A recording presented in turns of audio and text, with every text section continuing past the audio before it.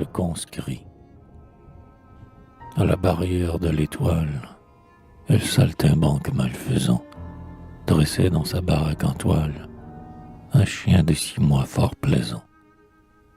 Ce caniche qui faisait rire le public au seuil rassemblé était un conscrit de l'Empire, misérablement affublé. Coiffé d'un bonnet de police, il restait là, fusil au flanc, debout, les jambes au supplice, dans un piteux pantalon blanc. Le dos sous sa guenille bleue, il tentait un regard vainqueur. Mais l'anxiété de sa queue trahissait l'état de son cœur. Quand, las de sa fausse posture, le pauvre petit chien savant retombait, selon la nature, sur ses 2 pattes de devant. Il recevait une âpre insulte, avec un lâche coup de fouet, mais, digne sous son poil inculte, sans crier il se secouait. Tandis qu'il étreignait son arme, sous les orions sans brancher, s'il se sentait poindre une larme, il s'efforçait de la lécher. Ce qu'on trouvait surtout risible, et ce que j'admirais beaucoup, c'est qu'il avait l'air plus sensible aux reproches qu'aux mauvais coups.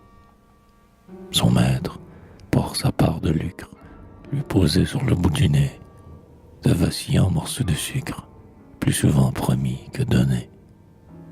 Touché de voir dans ce novice tant de vraies ailes à si bas prix, quand, à la fin de son service, il rompit les rangs, je le pris.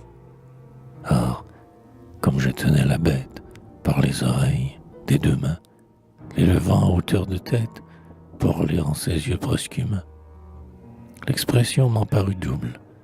J'y sentais 2 soucis jumeaux, comme dans l'histrion que trouble l'obsession de ces vrais mots.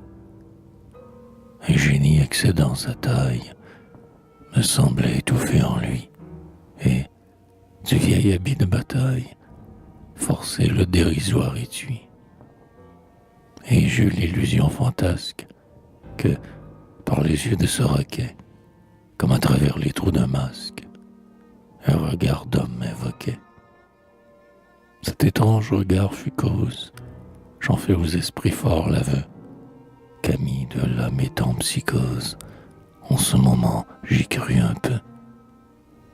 Mais bientôt, raillant le prodige, ce bonnet, ce frac suranné, serait-ce, pauvre chien, lui dis-je, une géhenne de damné?